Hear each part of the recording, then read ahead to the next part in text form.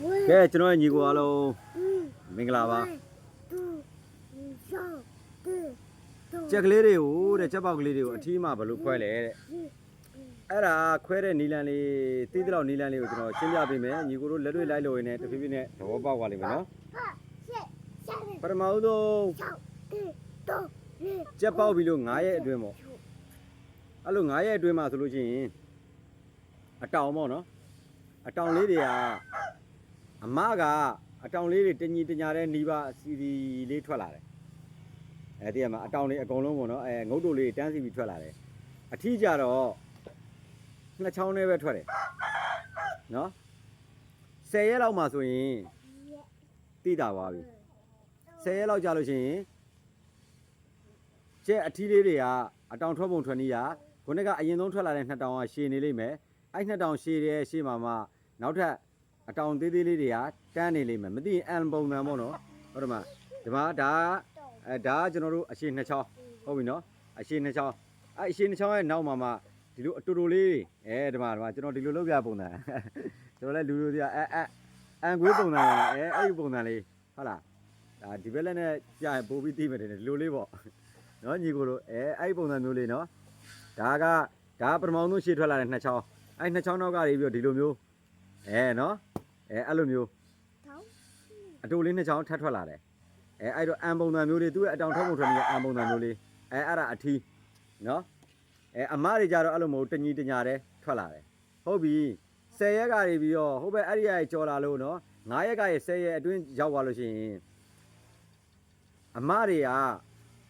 ကဒီလိုမျိုးဖြစ်နေတယ်ရှေ့တောင်နဲ့နောက်တောင်တွေကဒီလိုမျိုးနော်သူကဒီလိုအမတွေရဲ့ပုံမှန်တရံကအဲ့ရှေ့တောင်နဲ့နောက်တောင်တွေကဒီလိုတညီတဲ့နီးပါပေါ့နော်မရှိတညီတဲ့မရှိနေပဲနဲ့ဒီရှေ့တောင်ကဒီလိုမျိုးဝိုင်းဝိုင်းလေးဒီလိုကာကြီးပုံစံလေးနော်ကာကြီးပုံစံလေးဒါအတောင်လေးတွေထားလိုက်ဒါအတောင်လေးတွေဒီဘက်ကဒါနောက်တောင်ရှေ့တောင်ပေါ့နော်အဲ့လိုနှစ်ခုကိုအဲ့လိုကာကြီးပုံစံလေးအပေါ်ကဒီလိုခုံလေးကာကြီးပုံစံလေးနော်အဲ့လိုမျိုးနှစ်ခုဖြစ်နေပဲအထီးတွေကြတော့အဲ့လိုမဟုတ်ဘူးကျွန်တော်တို့အထီးတွေပုံညာတော့ဒီလိုမျိုးရက်တောင်ပုံစံမျိုးဝိုင်းဝိုင်းလေးနော်ဝိုင်းဝိုင်းလေးအဲ့ဒီဝိုင်းဝိုင်းလေးရှေ့တောင်တွေရောနောက်တောင်တွေရောဖြန့်လိုက်ရင်ဝိုင်းဝိုင်းလေးဖြစ်နေလိမ့်မယ်နော်ခလဲမှာဒီလိုချိုက်မီတိုးနေတာမရှိဘဲနဲ့ဒီဘက်ကဒီလိုမျိုးပြန်ရှင်းနေတာမရှိဘဲနဲ့ဒီလိုဝိုင်းဝိုင်းလေးရက်တောင်ပုံစံမျိုးလေးပေါ့နော်ညီကိုတို့ဒါရက်တောင်ဆိုသဘောပေါက်ပါတယ်အဲ့လိုမျိုးအတောင်လေးတွေကဒါအထီးနော်ဒါအထီးမှာပဲနောက်ပြီးတော့အဲ့ဒီပထမဆုံး9ရက်အတွင်းမှာကြည့်လို့ရတာဒီအမောက်ကရှေ့ကဒီမောက်ထိုင်လေးနော်ဒီမောက်ထိုင်လေးနဲ့ဒီအမောက်ကလေးအဲ့မောက်ကလေးကအမတွေကဒီလိုတစ်ဖြောင်နဲ့ပြည့်မှာတစ်ဖြောင်နဲ့ဖြစ်နေလိမ့်မယ်အထီးလေးတွေကနည်းနည်းစီမိုးလာလိမ့်မယ်နော်အထီးကအဲ့ဒီမောက်ထိုင်ကိုကြည့်လိုက်အမောက်သေးသေးလေးကာလာမှာနေအဲ့ဒီ10ရက်ကနေပြီးတော့ဟိုဘက်15ရက်ထဲရောက်လာလို့ရှိရင်ညီကိုတို့ရဲ့ကြက်ကလေးတွေကအမီးလေးတွေထွက်လာလိမ့်မယ်အဲ့တော့အမီးလေးတွေအရင်ဆုံးထွက်လာတဲ့ကြက်ကကြက်ဖတွေကကြက်မတွေရဲ့ဖင်တုံးလေးပဲရှိသေးတယ်အဲ့ပထမဆုံးချိန်မှာဖင်တုံးပဲရှိအောင်မယ်နောက်မှအမီးထွက်တာအဲ့ဒါနောက်ဆုံးမှအမီးထွက်တဲ့အချိန်ကကြက်ဖအဲ့ကြက်မလေးတွေအမီးထွက်တဲ့အချိန်မှာခုနကညီကိုတို့ကျွန်တော်ပြောတဲ့အတောင်လေးတွေကကြက်မတွေကအဲ့မှာအတောင်ကလည်းဖြန့်ကြည့်လိုက်အတောင်တွေကမညီဘူးအနေအမြင့်နဲ့ကာကြီးပုံစံဖြစ်နေတယ်ရှေ့တောင်နဲ့နောက်တောင်ကကာကြီးပုံစံဝိုင်းဝိုင်းလေးနှစ်ခုဖြစ်နေလိမ့်မယ်အဖာလေးတွေကဒီမှာတညီတညာတဲ့နဲ့ရက်တောင်ပုံစံမျိုးဝိုင်းဝိုင်းလေးဖြစ်နေတာတွေ့ရလိမ့်မယ်အဲ့အချိန်မှာကြက်ဖလေးတွေကအမီးလေးတွေကအထွက်နောက်ကြတယ်ကြက်မတွေကအမီးထွက်တာစောတယ်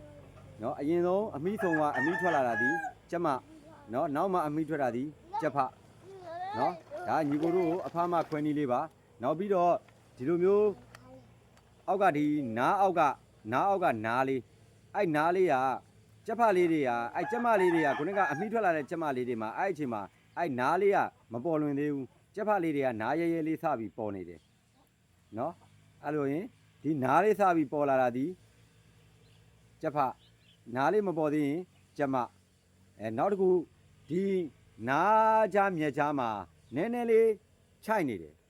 နော်နည်းနည်းလေးခြိုက်နေတယ်ဂျိုင်လေးနည်းနည်းပါတယ်အဲ့ဒါဒီကြက်ဖနော်ပြည့်နေတာကြက်မဒါကျွန်တော်သိသလောက်ကြက်အဖားမှခွဲတဲ့နီလန်းလေးတွေပေါ့နော်တခြားနီလန်းလေးတွေလည်းရှိပါတယ်ဒါကတော့မြင်ရလွယ်တာပေါ့နော်တစ်ခါတလေအထီးနဲ့မှခွဲခြားရတာခက်တဲ့အခါကျရင်တော့ကျွန်တော်တို့တွေကအတူနေတဲ့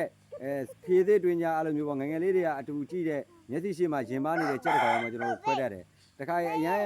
အထီးနဲ့မှကွဲပြားတဲ့ကြက်တွေအများကြီးရှိတယ်ဒါပေမဲ့သိနိုင်တဲ့အချက်လက်တွေလည်းရှိပါတယ်ပေါ့နော် တေချာခါခနနမြင်ရမယ်ဆိုရင်တော့သိနိုင်တဲ့အချက်လက်တွေအများကြီးရှိပါတယ်